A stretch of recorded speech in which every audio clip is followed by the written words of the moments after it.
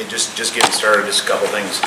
One, I'd like to congratulate Coach D and the football team on Pinstripe Bowl victory. That was big for all of us and big for the program, obviously. And then Sunday basketball game, Coach Izzo, you guys will be with him in a little bit, was outstanding. And again, big around campus, and even at our practice the other day, you guys were talking about it, talking about Cassius and the game he had, and that energy flows over. And last but not least, I'd just want to say happy birthday today to Jim Pignataro, who's getting better and dealing with some medical stuff. And he's a big part and a big heart here at Spartan Athletics and Michigan State as a whole. So look forward to seeing him soon.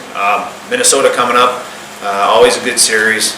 We get back into the Big Ten stuff now. We got 14 Big Ten games, and they're all going to be like playoff games. We're right on the edge of qualifying for the NCAA tournament. I think our guys are aware of that. We don't spend a lot of time talking about it, but they know the implications of every game, and we've got to take care of some business moving forward. Minnesota, a little bit of a rough start, but they've been playing real well. They had 2 real good games against Ohio State. It was a tough team, hard to play at Ohio State, and then won their tournament over Christmas at Mariucci in Minneapolis. So, we look for them. They're feeling good. They've got to make the same push that we do, and should be great games, and they usually are with Minnesota. And got them here. Basketball's got them on Thursday night. We've got them on Friday, Saturday. Should be a great weekend.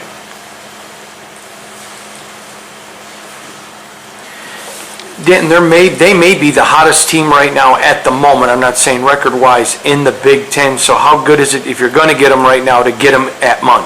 Well, it always helps being at home, and if we were going there and playing on the big ice, not having played on it in a while, that's always a little bit harder, and they have a little more comfort there, as we all do at home. So, we're excited about it. I think that lends itself to us maybe having a little more success. But even the weekend before, they had a great series against Penn State before the Ohio State one, and they're playing well. Bob Motzkow's a heck of a coach, and they've got players there, and we all know it takes a while to kind of get the feel. But you know what, we like having, we haven't had a lot of home games, and we've been able to start building forward on that, and we've made it a bit of a tougher place to play. Our crowd's been great, and hopefully we can keep that rolling here in the second half.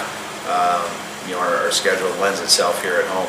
Out of the 14 games, I think we have 8 at home, 1 at Little Caesars, and then 5 on the road. So that bodes well for us if we take care of business here. Last year you guys defeated Minnesota 3 or 4 times, and they were an experienced team, older team last year. Now they're a younger team. Do you see any difference in their style with the youth that they have? Well, I think you do notice some things. I think on the back end, Lacombe and Johnson are freshmen, but playing at a real high level. I mean, they move the puck, they skate, they defend. And when you get those, I always notice guys in the back end, and when you can bring that, like when we brought Dennis in, all of a sudden it adds an extra dimension to your game. So I think that's made a difference. And you're an experienced team, and that can be good and bad when you come into it as a new coach, because sometimes other guys' habits and concepts are so ingrained it's hard to get. The new guys get onto your page right away, and the older guys don't. And so sometimes as you cycle through it, it gets a little easier. And I would assume that Bob's getting to that point. I mean, he's a good coach. He's had great success everywhere he's been, and that now it's the second half of the season. We've seen that with our team the last couple of years. Second half with young teams, you get better and better, and you get comfortable, and you stop thinking so much and you start playing. And I'm sure they're getting there. But the video I watched 4 or 5 of their games. They look good. They're moving the puck and they're attacking, and they look like a Minnesota team. But they still do the attack, aggressive offense. Yeah, they're going to come. I mean, and again, knowing Bob for a long time, that's the way their team's going to play. And they've got guys up front, Sammy Walker and Reedy, and guys that they're going to attack, and Brendan McManus that are going to make plays. They're going to come at you, and you have to be ready for that. You have to deal with it. But it's a lot like the rest of the Big Ten. I mean, that happens against Ohio State, it happens against Michigan, it happens against Penn State. So at Wisconsin, it just never ends. So you have to be ready for it. And like I said, it's playoff hockey. Danton, I don't know I think it's close. You may have the most players that you've coached in the NHL right now, or pretty close to it. A ton of high draft picks. I don't even know the exact number of first rounders, but a ton. I'm just curious with the success of the program, how the upward tick that's come every year you've been here, in that, how is it reflecting in recruiting? I know it's a 3-year window, so you're recruiting freshmen and eighth graders right now, but still with the success and your track record of getting guys to the league, can you talk about that impact? Yeah, it's, you know, at the end of the day, that's where the guys want to get to. And I think, geez, in the last little bit here in the NHL, I think my 103rd or 104th guy that I've coached just got to the NHL. And that, you know, that is a pretty big number, and it's probably more than most universities have. So, you know, they want to get there. I think, you know, our staff has proven not just in the last couple of years, but, you know, Coach Exter's been coaching a while, Coach Luongo's been coaching a while, and, you know, I think this is my 22nd year, if I'm not mistaken. That's where they want to get to, and there's a way that you have to do that, but then you also have to kind of rebuild that credibility year after year, and you have to do it with the college aspect. And I think we've shown in the short time we've been here that our guys are going to have success, they're going to be able to move on. And I always talk to the guys about when they come here, they're going to learn how to handle themselves as a pro on and off the ice. They're going to know how to, you know, function at an NHL level. Now, whether they can play there or not, that's up to a lot of things. You know, if God's given them enough talent, if they have enough work ethic and determination and all that, but we'll give them every opportunity. I think our addition onto the building is going to give us, I always look at coaching as teaching, gives us an incredible teaching advantage in just the areas and space that we can use on and off the ice for the guys. So recruiting-wise, the reception has just gotten better and better every year.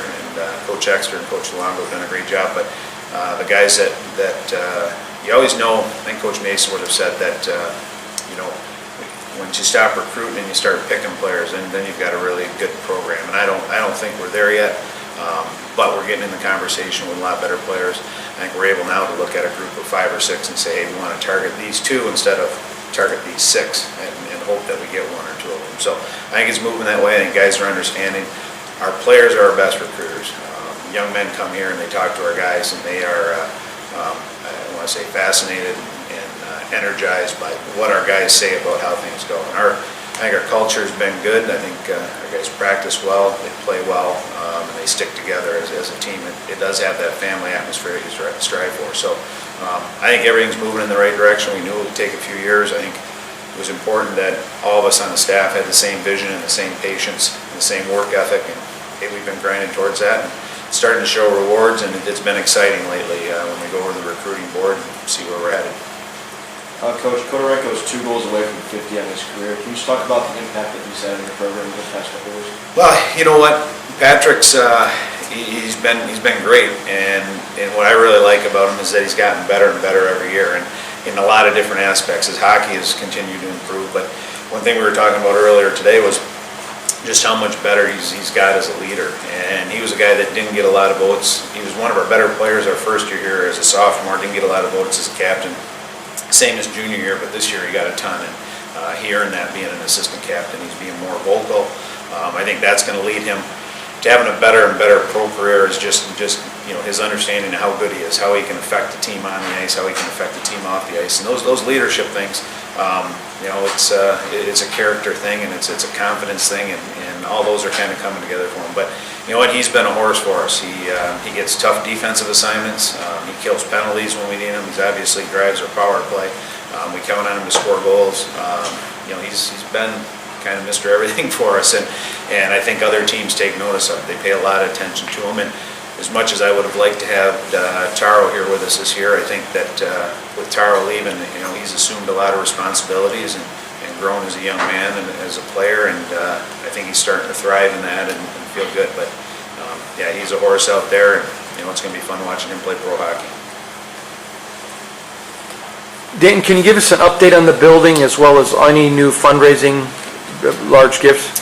Yeah, it's everything's kind of moving right on track. If you've been by it, I know Barnesy put out an Instagram of it. We've got steel going up, so it's nice. We can see things above ground now, and there's a lot of cement. So you know, that's moving along real well. And I think as we move through the winter, you'll be able to see more and more what the outside. It's a real transformation what the outside of Munn and Munn Field's going to look like driving by. So real excited about that. Fundraising has continued to go real well. I think we're just over 15 million, and that's moving real close to getting towards our goal. I think we've got a few families that are in the process.